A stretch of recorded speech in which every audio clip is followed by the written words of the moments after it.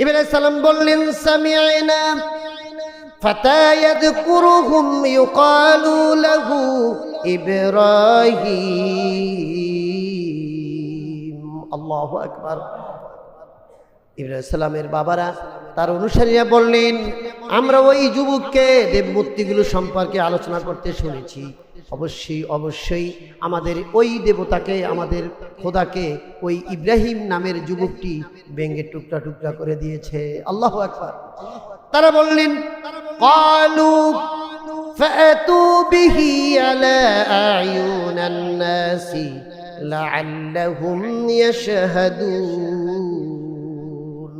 এবার সিদ্ধান্ত হলো, ডাকো। এতদিন যাই কিছু বলছে, এবার ইব্রাহিমকে ডাকো। আমাদের এত বড় নাক চুনে নাকে চুনকালি দিয়ে আমাদের দেবতাগুলোকে ভেঙ্গে টুকরা টুকরো করে অবদাস্ত করেছে ওই যুবক ইব্রাহিমকে ডাকো। লোকজনের সম্মুখে আমাদের সামনে তাকে ডেকে নিয়ে এসে সাক্ষী দিবে। ইব্রাহিম সালাম যখন আসছে, সে কি ভীত? তাকে ডাকা হলো। ডাকার পর ইব্রাহিম সালাম তো ভীত না, তিনি তো ইমানের দাবিতে অনেক বড়।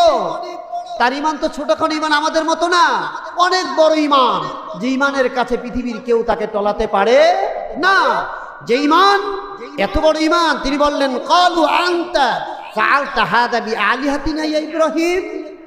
ইব্রাহিম, তুমি কি আমাদের উপাস্যগুলোকে এই যে দশাগুলো করলা, এটা কি তোমারই কাজ? আল্লাহু আকবার বলবেন না? এটা কি তোমারই কাজ? কোরআনে আছে, এই কাজটা তুমি করেছো বাবা। বাবা বলছে নাকি? বলুন গরম। বাবাও কি সন্তানের উপর কি গরম? 144 টোটালি দেখাই দিব তোমাকে, তুমি যে কাজটা করেছো। হাযা বিআলিহাতিনা ইয়া ইব্রাহিম, আমরা যে দেবতার সামনে মাথা নত করে দেই, তুমি এই আমাদের দেবতাকে, উপাস্যগুলোকে এই কি কাজটা করেছো? তুমি টুকরো টুকরো করে অবদস্ত করেছো। তিনি জবাবে বললেন, ক্বালা বাল ফাআলাহু কাবীরুহুম হাযা ফাসআলুহুম ইন কানু ইয়ানতিকুন।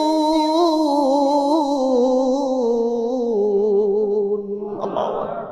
কি চমৎকার কথা বলছে। ঠিক আছে, আমাকে যখন জিজ্ঞাসা করছো, ক্বালা, ইব্রাহিম সালাম বললেন, বাল ফাআলাহু কাবীরুহুম, ও যে তোমাদের বড় দেবতার কাঁধে যে কুড়ালটা আমি ভেঙে রেখে দিয়েছি, তোমরা যাদের সামনে মাথা নত করে পূজা করো, ওকে জিজ্ঞাসা করো যে আসলে এই কাজটা কে করেছে। আল্লাহু আকবার বলবেন না মুসলমান? আল্লাহর কসম।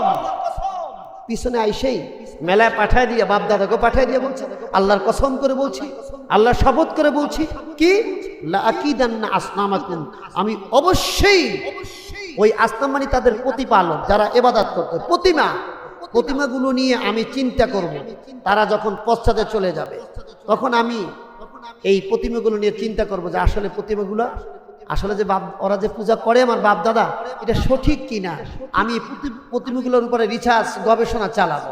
ইব্রাহিম সাল্লাম তো তখন একেবারে বুড়ো হয়ে যায়, একটা যুবক, তরুণ কিশোর যুবক, আল্লাহর পক্ষ থেকে ইব্রাহিম খলিল। এই কিশোর অবস্থায় তার কি তীক্ষ্ণতা, আল্লাহর পক্ষ থেকে কৌশল। বলছে, বাবারা চলে যাক মেলায় যাওয়ার পর আমি দেখবো আসলে ওরা যা বাপ দাদা যা করে, আসলে কি কামটা করে, এটা সত্য মিথ্যা কতদূর সঠিক, এইটা নির্ণয় করার জন্য তারা চলে গেল। মেলায় যখন চলে গেল, আস্তে আস্তে ইব্রাহিম সাল্লাম বাদা আন তুওয়াল্লু মুদবিরিন, পশ্চাদমন করার পর তিনি ওই মূর্তি পূজার ঘরে, তাদের দেবতার ঘরে প্রবেশ করলেন। প্রবেশ করার পরে দেখতে পেলেন কি, যে এবার আমার বাপ দাদা যা করে, দেখতেছে বড় বড় দেবতাগুলো সাজানো আছে। আমাদের কাবাগরও তো একসময় কি মূর্তি ছিল না? এই মূর্তিগুলি নবী যখন জন্মগ্রহণ করেছেন, ওই রাত্রেই সব ভেঙে চুরমার হয়ে পড়েছিল। সুবহানাল্লাহ। এটা ছিল নবীর মুজিজা।